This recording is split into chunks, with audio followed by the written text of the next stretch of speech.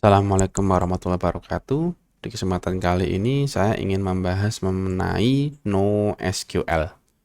Ya, jadi Firebase ini dia menyediakan sebuah database, tetapi dia berbeda dengan yang lainnya, yang dimana database-nya itu tidak menggunakan tabel. Seperti yang sudah kita kenal ya, seperti MySQL, MariaDB, dan lain-lain, dia menggunakan tabel. Jadi dia terstruktur. Berbeda halnya dengan NoSQL yang dia sifatnya not only SQL, berarti untuk menyimpan data itu tidak menggunakan tabel. Ya, ini contoh kita bisa lihat. Ya, seperti ini. SQL itu dia memakai tabel. Kalau ingin mengakses di luar tabel, dia harus join. Sedangkan kalau NoSQL dia dalam bentuk file ataupun bentuk-bentuk lainnya, karena tidak harus terkunci dalam satu format. Nah, kenapa NoSQL muncul? Jawabannya cuma satu. Gara-gara ukuran dan harga itu tidak saling imbang.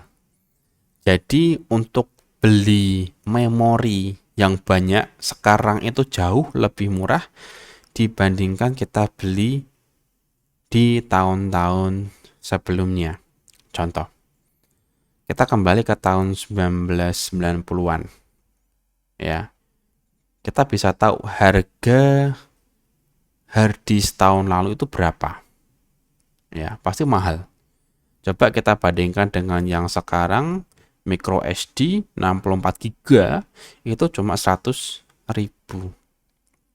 Nah, gara-gara itulah ya muncul yang namanya NoSQL, yang dimana ya data itu dia semakin bervariasi bentuknya. Ada yang data teks, ada yang foto, ada yang video. Makanya dari situ muncul ide untuk menampung data-data seperti itu. Ya, karena SQL tidak bisa menampung semua jenis data, makanya NoSQL ini dia ditemukan untuk menampung data-data seperti ini. Sehingga ya data-data yang tadinya tidak bisa disimpan di tabel bisa disimpan dalam bentuk NoSQL. Ya. Kehebatan daripada NoSQL ini dia jumlah datanya bisa besar, tidak terstruktur, dan fleksibel. Ya, dia fleksibel. Jadi mau apapun bentuknya dia bisa dimasukkan. Alasan kedua, gara-gara munculnya ya SDLC Agile, jadi cara cara untuk membangun sebuah software ya, membangun software yang dia sifatnya agil, cepat berubah. Begini saja udah langsung berubah. Satu step berubah lagi. Nah, untuk bisa mengatasi hal ini yang labil bentuknya, ya yang dia labil pembuatan softwarenya, maka muncullah NoSQL ini. NoSQL ini dia bisa diadaptasi dengan perubahan softwarenya. Misalnya tadi harus pakai 4 kolom, 6 kolom, berubah tiba-tiba harus jadi gini. Itu kan kalau kita pakai tabel itu ribet sekali. Tetapi kalau kita pakai NoSQL, kita tinggal menyesuaikan saja. Ya, karena bebas mau bentuknya bagaimana. Makanya si NoSQL ini dia banyak sekali dipakai di server-server di dunia karena simple dan tidak punya bentuk. Ya, ini contohnya. Ini adalah persebaran, saya lupa server apa, Google ya kalau tidak salah ya. Karena di Indonesia juga ada. Ya. di Google, servernya disebar. Nah, mereka kalau pakai database table untuk nyebar data, itu pasti lemot sekali karena berat. Nah, kalau kita pakai NoSQL, dia bisa lebih cepat karena ringan. Nah, fiturnya apa aja sih yang ada di sini? Yang pertama adalah skemanya fleksibel. Mau bentuk apapun bisa dibuat. Ya. Mau bentuk peta, relation, itu bisa dibuat di sini. Kemudian scaling atau diperlebar, ya diskalakan, itu bisa dilakukan. Kemudian query cepat karena model datanya bebas. Kemudian penggunaannya mudah untuk berbagai jenis software, tidak hanya terbatas ke Android atau mobile. Ya.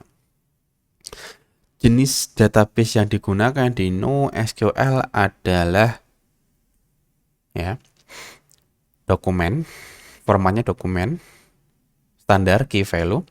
Kemudian ada key value database, beda dengan yang di atas. Kalau di atas agak lebih kompleks ya.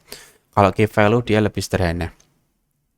Kemudian ada wide column database, dia sama seperti SQL biasa, tabel.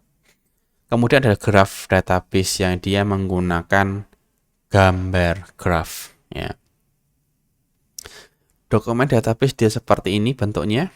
Ada database, ada collection. Di dalam collection nanti ada dokumen 1, 2, 3, 4.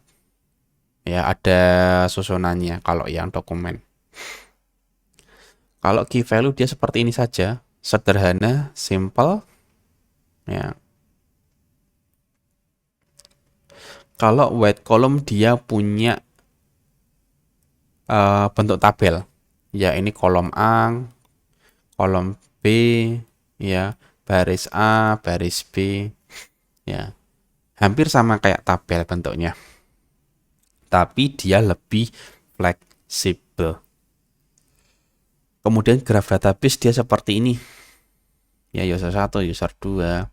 Biasanya digunakan untuk menyimpan relationship atau kontak atau Facebook, data Facebook ya. Nah, bedanya apa? Kita bisa melihat di sini ya. Kita ada user sama hobi. Dua tabel yang berbeda. Kita bisa melihat ID-nya ya. Berarti si user ini punya hobi ini. Ya. Repotnya apa? Database zaman dahulu atau yang dulu atau yang tabel. Untuk bisa menggunakan data yang berbeda, ya. Dia harus dijoinkan. Ini dengan ini agar muncul data hobinya. Tetapi kalau kita lihat NoSQL, kita cuma butuh satu blok saja, itu sudah dapat nama kontak dan hobinya. Ya, dia sudah satu set. Ya, tidak perlu dua tabel, cukup satu blok itu sudah bisa menampung data itu. Nah, kapan kita pakai NoSQL? Ya, ketika kita pakai Agile, datanya bermacam-macam, volumenya besar, ukurannya bisa untuk scale out, berarti datanya bisa diperlebar, dan paradigma aplikasi modern seperti layanan mikro dan streaming real time. Ya, jadi streaming real time itu menggunakan NoSQL. Nah, siapa saja memakai NoSQL? Ada banyak sekali. Saya tidak bisa menyebutkan satu persatu.